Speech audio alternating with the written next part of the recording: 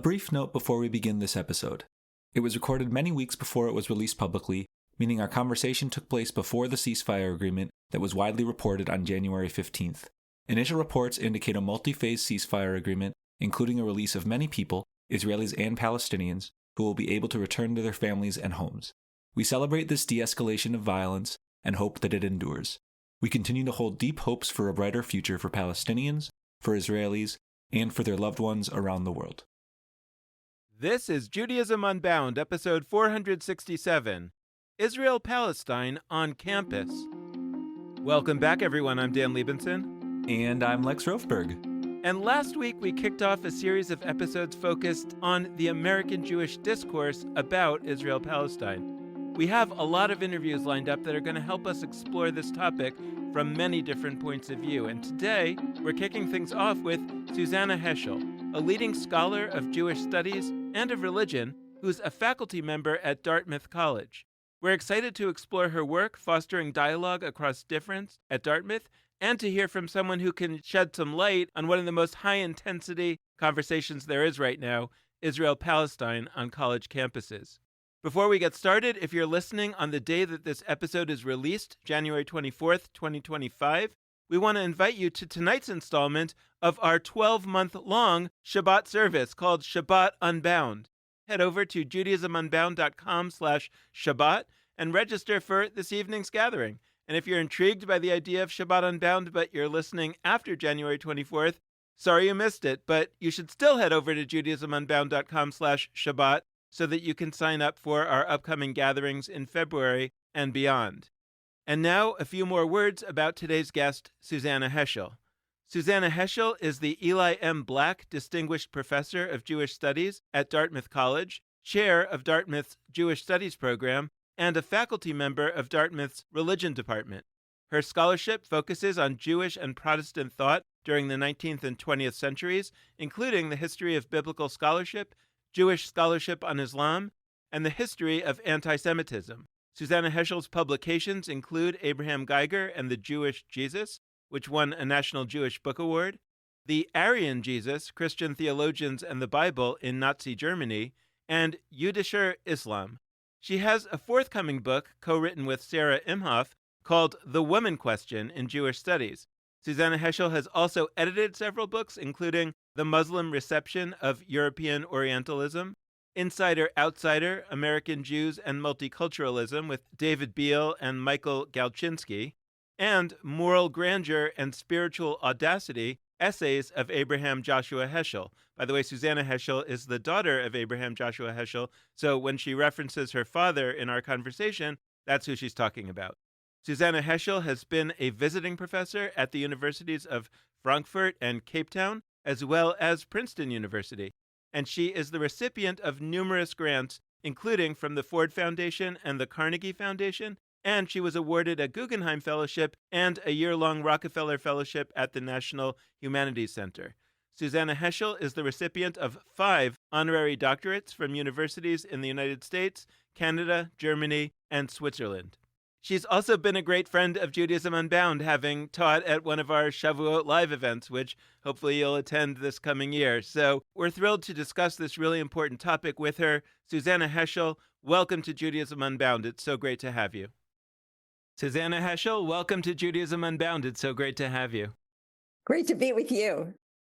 Well, when we're thinking about everything that's happened over the past year plus, it feels like the college campus has emerged as an important place in the way that people are thinking, not about what's happening in Israel-Palestine, but about how we're talking about it, how we're processing it. I tend to think maybe idealistically of the university as a place of great open thinking, of debate, of discussion, of possibility. And yet that doesn't seem to be the way that people are thinking about how this conversation is going at most universities. But when I talk to people about where it's going better than other places, they almost universally cite you and say, Susannah Heschel is doing something different at Dartmouth. And I'm curious if you could just reflect a little bit about what is going on campuses, what is not going on campuses, what ought to be going on campuses, and how might we do a better job. Thank you. And I do know that Dartmouth has been a model for a lot of universities. I'm a little surprised in the sense that what we did could have been and should have been done elsewhere. So what did we do? First of all, immediately after October 7th, I received a call from my colleague who's the head of the Middle Eastern Studies program at Dartmouth. He was in Cairo at the time, about to lead an alumni trip that was, of course, canceled. I told him that I was planning to hold a seminar or gathering of faculty to support one another. And he said, why don't you open it up and let students come? I contacted our administrative assistant, and she arranged for 2 rooms on Tuesday and Thursday. And we ended up having a packed room, packed with, I would say, 95% students, both on Tuesday and Thursday. We had an overflow room, and we talked. I asked 3 of my colleagues to join me, colleagues in Jewish studies and Middle Eastern studies, and the 4 of us talked briefly about what this meant to us and how upset we were, and we took questions from the students for about an hour and a half. What were we trying to do? We wanted to demonstrate how we speak to each other, regardless of our particular academic training or political viewpoints. How do we talk to one another as faculty? And we wanted to set a tone for the college community. We could see that some students asked some pretty sharp, pointed questions, but they did so respectfully. Now, the students and faculty at Dartmouth know that Jewish studies and Middle Eastern studies work closely together, and it's precisely because we have developed a relationship over many years that we were able to come together at this moment. That is what's missing in a lot of colleges and universities. Jewish studies and Middle Eastern studies are often in war. They don't collaborate. They don't talk to each other. And that's not acceptable.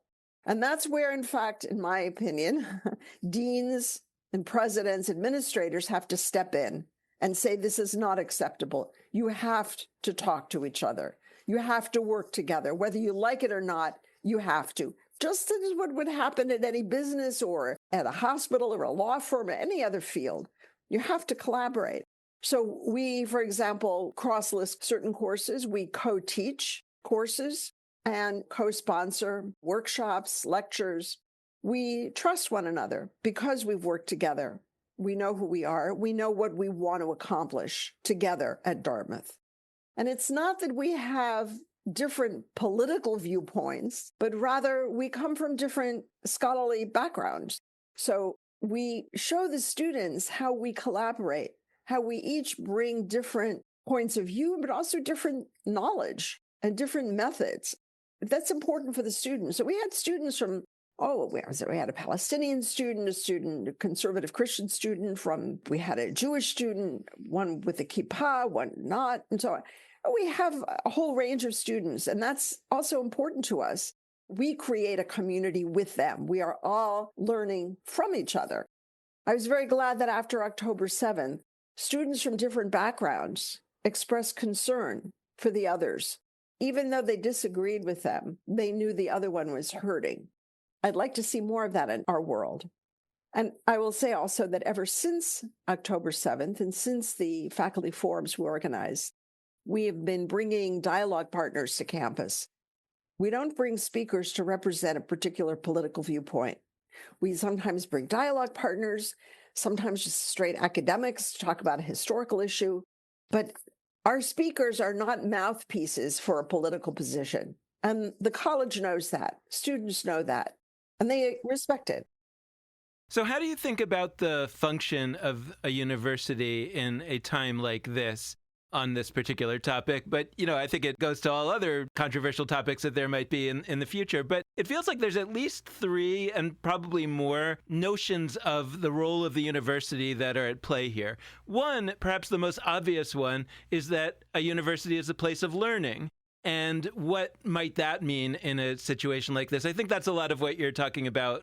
There are 2 others that feel like they're in play. One is that the university is a player in the world, meaning they have investments, they have big endowments, and they have major impacts in the world beyond their learning function. And then the third one is that for the students and probably also for the professors, the university is their community.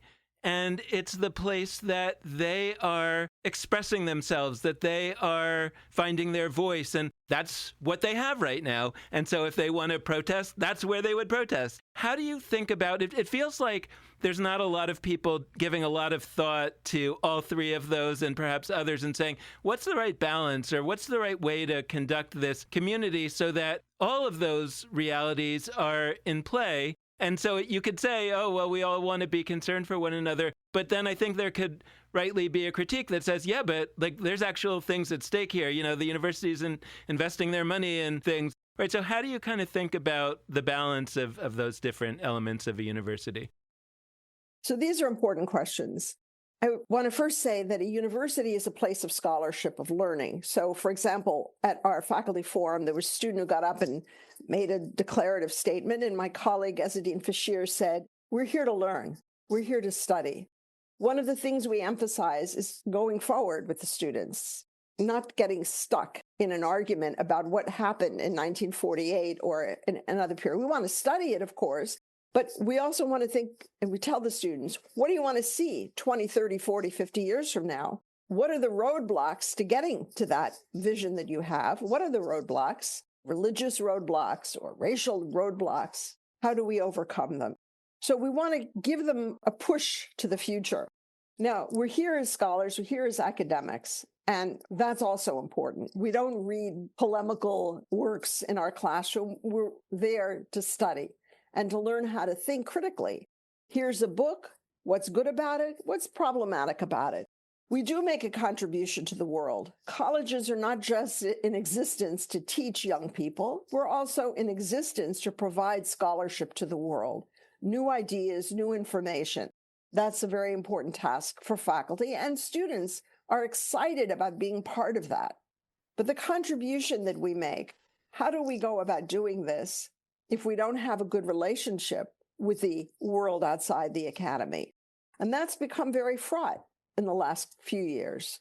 We have donors who are angry and who want the college to do this or that and not say this. That's a problem.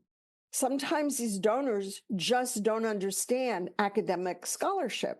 There are some donors who say we shouldn't use the word Palestine. The technical term, the British mandate, was a mandate over Palestine.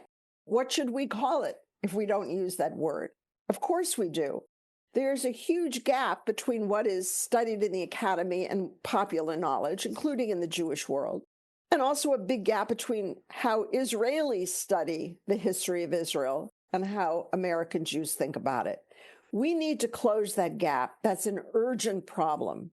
We also need to press, especially the Jewish community, but that's my community, others as well, I would say. But we need to have the Jewish world address these issues the way we do at a college campus. We need to inform people about the scholarship. We also need to have more dialogue. So that gap is actually very dangerous. And one has to ask the question, why are so many American Jews ignorant of the kind of academic work we do? The community of the college also needs us because college faculties are as polarized as the rest of America. It's a problem. Not everybody at Dartmouth supported our faculty forums. Some didn't like it because they prefer to do political polemics in their classes rather than dialogue and bringing people together and so on. And these are often, not always, but some of these are people who know nothing about the Middle East, but they have a political viewpoint, a very strong one. So what can we do about that? All right, here I want to call attention to something that I find very grave, of grave concern. And that is right after October 7th, and the next day, there was a faculty member at Cornell University who said he felt exhilarated by the attacks. And I heard that word from other academics, faculty, exhilarated. And I certainly don't feel happy when people die, whether it's in a war or a natural catastrophe. No. I wonder what that means, that professors in universities, and of course others as well, said they felt exhilarated when they heard that 1,200 Israelis had been massacred. It is sadistic to say you're exhilarated when people are killed. You don't take pleasure from somebody else's suffering. So I'm really struck by hearing you talk about that separation that exists on a lot of campuses between Jewish studies and Middle East studies, or I mean, it might be different departments precisely on different campuses, but in general, the challenges that are in play just to collaborate in what might feel like a very basic way to those outside of a university setting. And I also want to bring up another separation that operates, but I think between the academy, for lack of a better term, I don't want to make it a monolith, but like between the sets of conversations happening on college campuses in classrooms and quote unquote, another monolith term, the people, like people outside of the academy, people perhaps in Jewish communal institutions, but even not just that. Like I spend a lot of my life trying to work really hard to be a bridge, our organization, to be a bridge between scholarly journals that a very small number of people read, in classrooms that a less small, but a still small number of people get to experience directly, and trying to channel that into the Jewish world for us, but also the broader world. How might we understand the role of college campuses sort of contributing to conversations outside? Because right now, I think there's this huge stigma, this huge notion that college campuses are just where yelling happens, and this idea that almost like violence is being done in many classrooms. And that's not to say there aren't awful things being taught. I just mean like there's this general notion that it's a scary place. How might we better understand the connections potentially between how college campuses are learning, exploring, studying Israel-Palestine, and how those outside of college campuses could do so? People like to say that we are people of the book. I have a feeling that today Jews are not studying as much as they should. I don't think Jews have as much respect for Jewish studies scholarship as they should. I would say, for example, I see scholars of Jewish history and of scholars of the Bible and Jewish philosophy and so on the one hand. And then on the other hand, I see at colleges Jews who work in other fields, chemistry, computer science. But those Jews working in other fields who are often deeply concerned about Jewish affairs and about Israel, they don't know what we do in the field of Jewish studies. They rarely attend our lectures, and yet they see themselves as gatekeepers, as guards, sometimes with a musket on their shoulder. Their effort is to constrict us or to watch what we're doing and exert an influence on what we're doing in ways that can be very problematic. I see that happening also with representatives, so to speak, of the American Jewish community through Hillel or through Chabad, who are also at the university, but who are not supportive of the work we're doing. I have to say that in my 25 years at Dartmouth, no student has ever come to me and said, the Hillel rabbi or the Chabad rabbi suggested that I come and talk to you or take a class with you. Never. Now, why would that be? Is it because I'm a woman and they're men? Is it because they see Jewish studies? And I have to say this, I'm afraid, is true to a great extent. They see Jewish studies as the enemy, the people who are not teaching the way they want taught. 10 or 15 years ago, this was a debate in the field of Jewish studies when some colleagues got up at meetings and said, Jewish studies professors should be representatives of the Jewish Federation on campus. You are there to strengthen the identity of your students. Well, not all my students are Jewish. I don't know how many are Jewish. I don't take a census. What is that supposed to mean? I'm there to excite my students, to teach my students, to get them to learn and understand why studying Jewish history is important, whether or not you're Jewish, whether or not you're majoring in history. That's my goal. And my goal is to increase knowledge and to have them think and to learn from them also, because being in a classroom means I'm learning from kids who are 18, 19, 20 years old. They have a different perspective on the world, and I do learn from them. Let's think about this differently, Jewish experience. That's what makes my work so thrilling, so exciting, intellectually stimulating. And while I'm willing, of course, and happy if Jewish students want to go to Chabad, I don't see it working in reverse. You know, there's a kind of, I don't know, a tension. Maybe it's a competition. Maybe there's some kind of unstated war going on. I know that there's some bad gossip. Gossip, I mean, throughout the United States. gossip about Jewish studies professors. Gossip when one of the greatest scholars we have in America today on the history of Israel is Leora Halperin at the University of Washington, and she held an endowed chair. And then someone convinced the person who endowed the chair to remove the money. Why? Because her course is called Israel-Palestine. Well, all these courses are called Israel-Palestine. These kinds of deliberate misinformation, I don't know whether to call it naivete or something very negative. I would also add that there was somebody at Emory University, I remember many, many years ago, he was telling Jewish communities, you can't send your children to university if they've been told over and over again the kind of hasbara, the kind of propaganda narrative that everything Israel has always done is good and wonderful, and that's it. And there are no Palestinians, and there is no Palestine, so on and so on. And then they'll go to a college, and they don't know how to react. Either they're going to be horrified by the misinformation they've received, or they're going to feel, oh, the college is anti-Semitic. It's not anti-Semitic.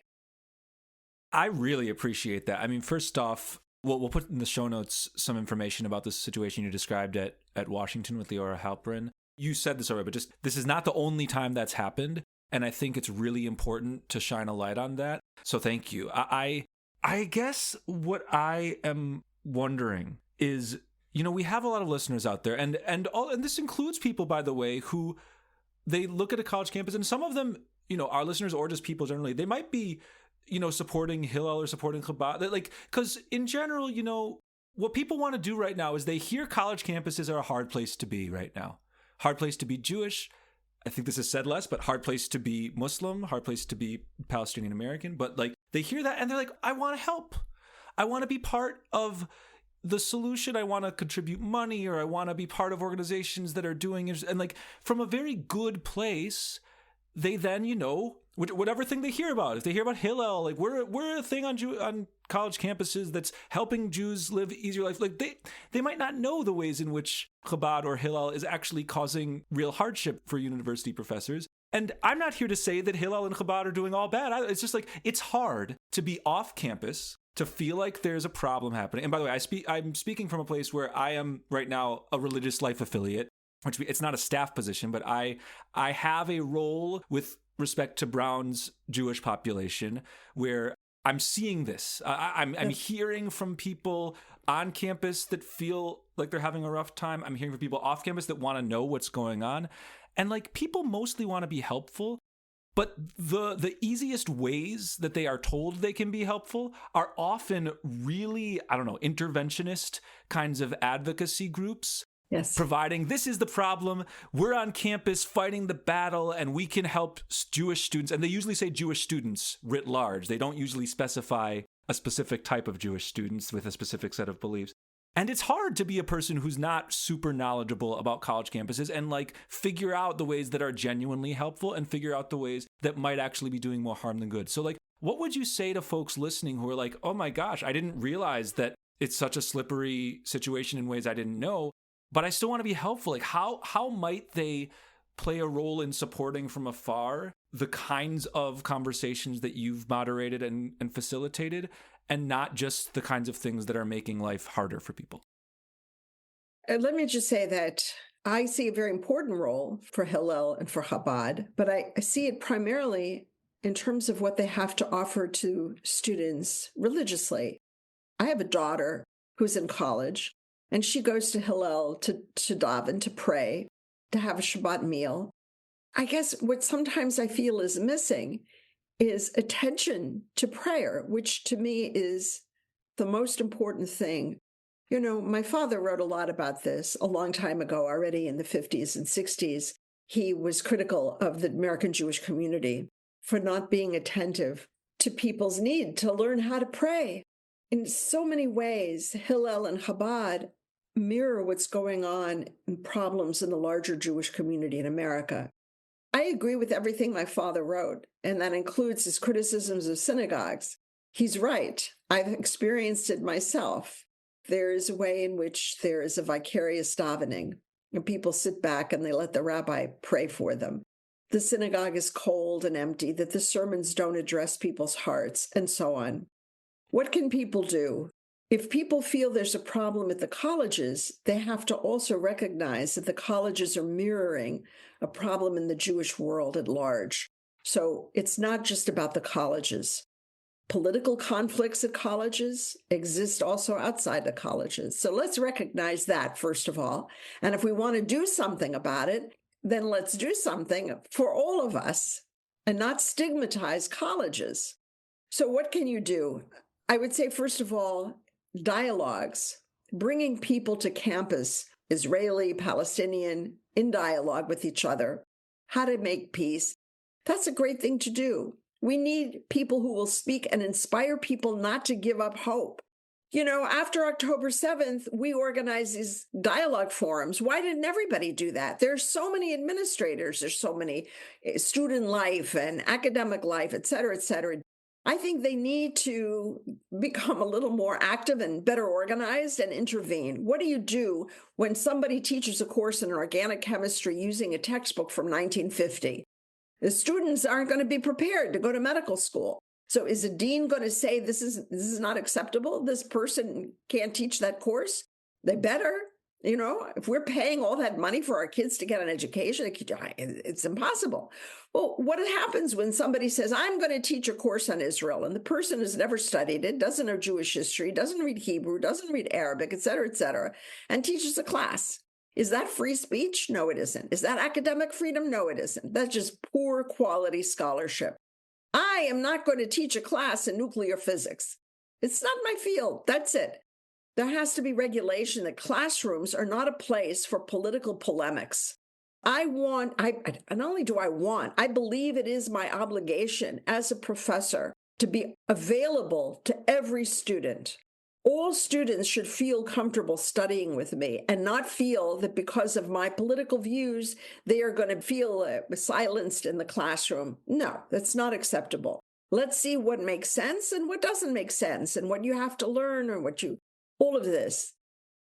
So it's funny, like I also have two kids in college, and they go to colleges that are in the news on some of these issues. And I periodically receive emails from various family members telling me about some, horrible thing that's happening at this college. And I said, well, you actually have a relative at this college. Why don't you just call them and check if that's happening? And my kids generally say the things that people are saying are happening are not happening, or there might be something that happened, but it's not that everybody is, cowering in fear. It's that they walked past something that was a little annoying and then they walked to their class, and there are some people, though, who are taking that stuff really hard, and I don't want to make light of it, right? I think that people, I'm a lawyer by training, and I remember in our torts class in law school, there was the story of what's called the eggshell plaintiff, which is if somebody kicks the person, it was a classroom, a kid kicked another kid, and the kid's leg broke. And that wasn't reasonable. They didn't kick him that hard, but this kid happened to have brittle bones, and the question is, who wins that case? And that's the eggshell plaintiff wins, actually. If the person who kicked was, if it was reckless, if it was something that they shouldn't have done, then the fact that they caused more damage than is reasonable, they shouldn't have kicked, right? So the point that I'm saying is that I respect that people have different experiences of the same thing. And when you talk about, for example, professors, there are other people out there who hear, oh my God, professors are making polemics in all their classes. The university is a battle zone. We have to immediately stop this, and it's not safe for our kids, right? You're saying there's truth to that, right? Sometimes professors are doing polemics in class, but most professors are not. There are probably some cases where on campus students say horrible things to one another, but most students are not.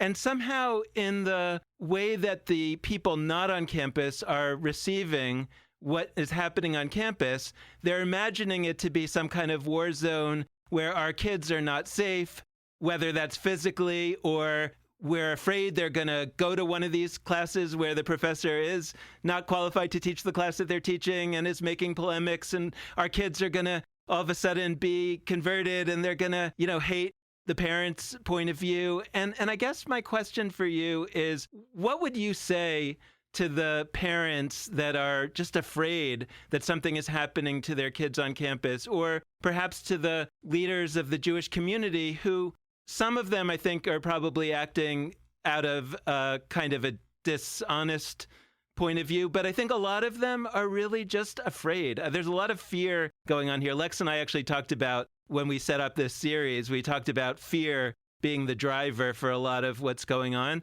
And I guess I'm curious, like, how you would talk to people who are not on campus but have these sort of fears that terrible things are happening on campus. It's a very important question.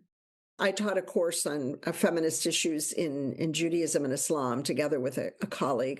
We had a male student from an Orthodox Jewish background, and I respected very much that he took that class.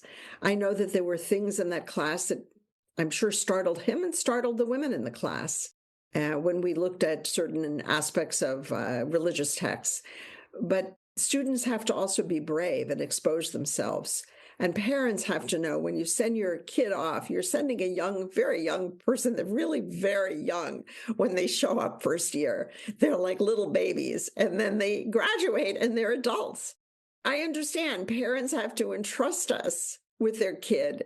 I also realize that students in colleges, they stay up until 3 a.m. They party, they have sex, sometimes they drink and they take drugs, and they go on at Dartmouth, there's a 50-mile hike overnight, for example. I mean, really, they're adventurous. And I understand that. And we also know that by the time they turn 25, the car insurance rates drop because they're seen as mature at that point. What is it that we're afraid of? Students are there also to be exposed to some of the harshness of life and to be exposed to people who don't agree with them politically and who may be actually quite nasty, and they have to learn how to cope with it and how to get along with a roommate, let's say, who disagrees. Because when they go out into the workplace, that's what they're going to have to deal with. Now, at the same time, I would say there are things that go on at colleges that are inappropriate to students for reasons of sexual orientation or reasons of color or money. We need to be attentive to this, and students need to learn how to show concern. And that includes on Jewish matters, but it also concerns other religions, concerns Islam as well, and it concerns piety, and that we show respect, even if we may disagree. There's a lot of outrage about colleges. Some of it is warranted, not all of it. But whether or not it's warranted, what we need is not the outrage. We need some concrete assistance in overcoming the hostility, the anger, the tension. I can be sympathetic and supportive when a Jewish student comes and tells me about something that was said in class. But then what can I do? And how do we measure when intervention is warranted? Sometimes, I can tell you from my own experience, I remember way back when I heard Israel in 1967 made a preemptive strike on Egypt in the 67 war. And I was outraged. I thought that's anti-Semitic because Egypt, all the Arab countries, they attacked Israel. Well, actually, Israel did make a preemptive strike and bombed the Egyptian airplanes and put them out of commission and bombed the runways so they couldn't fly. And within an hour, basically, the war was won. It just went on for 6 days. But, that was the most important thing. Was it preemptive? Yes. Was it warranted? Well, when Nasser was making threats, you take it seriously when he banished the UN troops and so forth. On the other hand, I would say, did Israel win that war? Militarily, sure, but it left Israel with some awful problems. But I remember how I felt when I heard this, that Israel made a preemptive strike. I thought that was terrible. That was anti-Semitic. I can understand when a student might feel that way. We need to talk to the student. We need to discuss it. Part of the problem is that when we're at a college, we study something. The study itself is very sensitive and very delicate. And sometimes we come with viewpoints that are quite sharp and not as sensitive to the nuances. as a scholar is. Scholarship can also, by the way, lack nuance. We also know that. So as a last question, what are some closing thoughts, some closing guidance that you have for folks, whether it's with their family members, their friends, college students, college professors, whoever they're interacting with in the world? What are some last things you'd offer in terms of how we might best navigate conversations about Israel-Palestine in the coming months and years? Well, I would say, first of all, one of the efforts I've made at Dartmouth is visiting faculty who are top scholars in the field. For example, I brought Hillel Cohen to teach. He's the director of the Center for the Study of Zionism at Hebrew University, absolutely fluent in Arabic and all the various dialects, so works with Hebrew and Arabic sources, and he's an extraordinary scholar. Having a professor scholar at that top level is very important for our teaching, so I would encourage that. Second point is, my father used to say, if there's one word that defines Judaism, it's rachmanis, compassion. I want people to have a little more compassion and try to understand one another and say, look, you may not agree with me politically and so on, but have some compassion and speak to each other in a way that the other person can hear.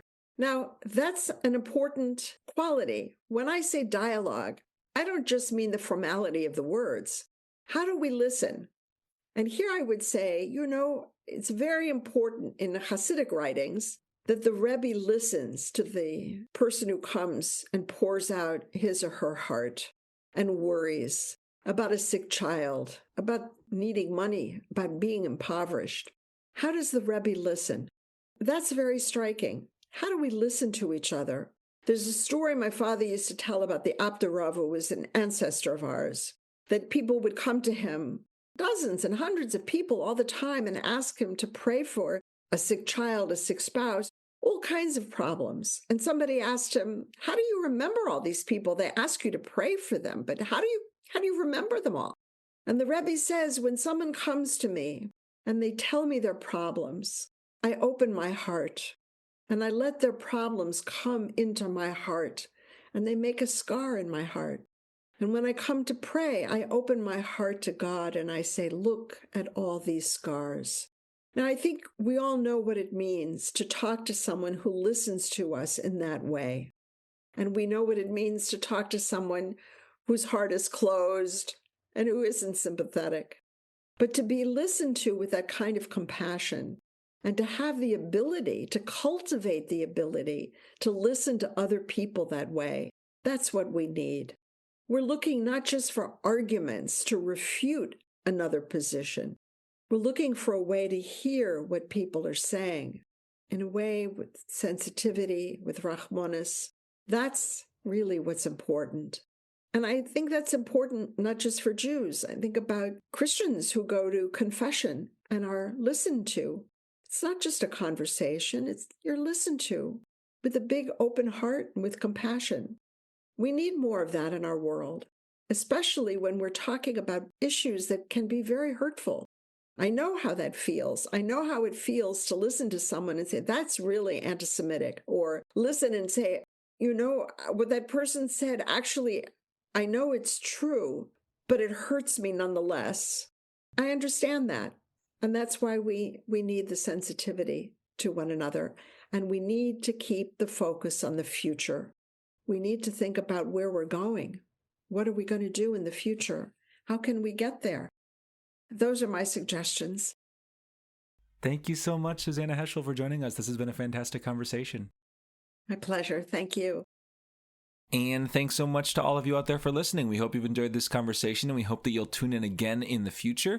We especially hope that you'll continue listening to these episodes in our ongoing mini-series exploring the American Jewish conversation about Israel-Palestine. This was our second episode in that series, and there's going to be many, many more coming up, so we hope that you'll continue on with us. A reminder on our programming side, you can come to our monthly Shabbat service. It's a 12-month-long Shabbat service. We are nearing the halfway point. And tonight, as this episode is released on January 24th, there is a gathering in Zoom to experience Shabbat together. You can register by heading to judaismunbound.com/Shabbat, Shabbat. And if you listen to this after the release date, that's okay. You might be bummed out, and that's totally understandable, but you can sign up for February's amazing Shabbat gathering and beyond. We're going to have monthly gatherings continuing for the next many months, so we hope that you will come. Again, head to judaismunbound.com/Shabbat to sign up. If you heard this episode and you have questions, follow-ups, ideas, visions for the Jewish future and how we might have a better conversation about Israel-Palestine, we would love to hear from you. Please be in touch in any of the following ways. We have our Facebook and Instagram handles. Both of those are at Judaism Unbound. There's our website, judaismunbound.com, where you can head to learn more about our work, dive into some great show notes for this episode and other resources. And you can email us at dan@judaismunbound.com or lex@judaismunbound.com. We're also especially grateful if you're able to support our organization financially on either a monthly recurring basis or just via a one-time gift, which you can do at judaismunbound.com/donate. So thank you so much for listening. And with that, this has been Judaism Unbound.